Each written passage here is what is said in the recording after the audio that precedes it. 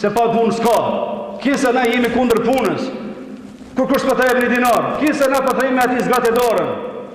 Është i aftë të punoj 24 orë, ndërsa nuk është në gjendje 15 minuta një namaz ta falë. Është i aftë gjendje ti përcjell hyrje dalin në kompaninë e tij, nuk është në gjendje një faqe të diturisë islame me lexuar, një faqe në broshurë islame me lexuar. Është në gjendje të bëj udhëtime shpesh të anën banë botës me tregtime të ndryshme, nuk është në gjendje sot një umre me shku në Mekë me vën. E këtu nuk ka balans. Gjithmonë atë njeri kime pa, është duke jetu jashta rrethit islam, jashta jetës globale. Ai njeri gjithmonë është në krizë, ai gjithmonë është në kukatje, gjithmonë është në hall, pse nuk ka balans. Një në anë kanë bizetruar mbi gjitha aspektet tjera. Duhet që na dalim nga kriza, ta kemi shpirtin tonë një lloj shpirti, ta kemi një lloj shpirti që është dinamik, që bën revolucion jetën tonë.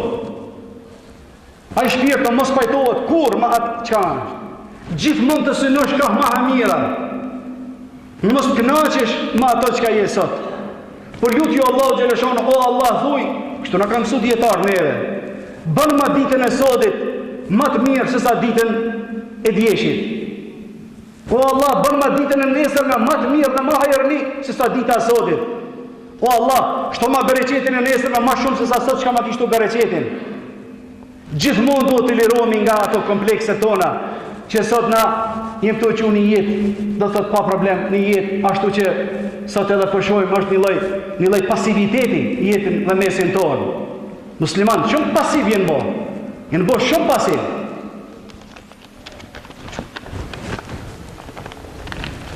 Bitë gjitha këto dalit apo këto mënyra se si dalim nga kriza, ekziston edhe problemi që na sot nuk e kemi në jetën cakun, nuk dim se për çka jemi në këtë jetë, nuk dim edhe për çka po punojmë, nuk dim edhe për çka kemi ardhur në këtë dynja.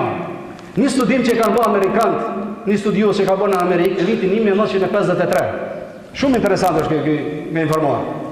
Ka shku në studentët e universiteteve të Amerikës, ka pa që 3% prej studentëve të universiteteve të Amerikës kanë plane për të ardhmen.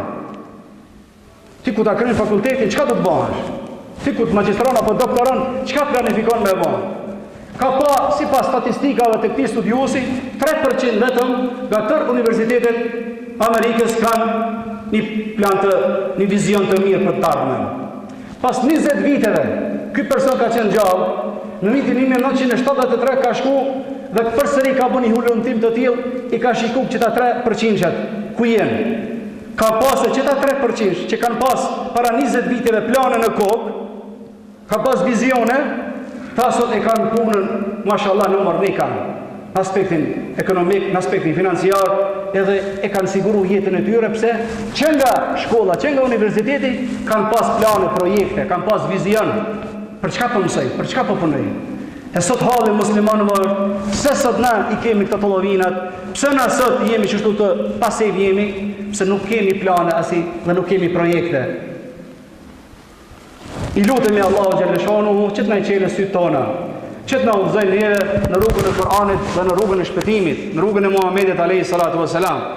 I lutemi Allahu xhaleshanuhu që të na mundsoj që të bëjmë një kritik, të jemi autokritik, vetën ta kritikojmë, e të përfitojmë nga kritikat e të tjerëve dhe mos t'i këshyrim të metat të huajve. Edhe kjo është një metodë se si dalim nga kjo kriza shoqërore e cila na ka kapluar, nga kjo kriza morale e cila na ka kapluar, pse e kemi harruar veten tonë. Prandaj duhet të jemi autokritik, vetën ta kritikojmë, më shumë ta qortojmë veten dhe të përfitojmë nga të tjerët, nga vërejtjet e tjerëve. أقول قولي هذا إن الله وملائكته يصلون على النبي يا أيها الذين آمنوا صلوا عليه وسلموا تسليما اللهم صل وسلم وبارك عليه في الأولين والآخرين كما صليت وباركت على سيدنا ونبينا إبراهيم وعلى آل إبراهيم في العالمين إنك حميد مجيد إن الله يأمر بالعدل والإحسان وإيتاء ذي القربى وينهى عن الفحشاء والمنكر والبغي يعظكم لعلكم تذكرون أقم الصلاة.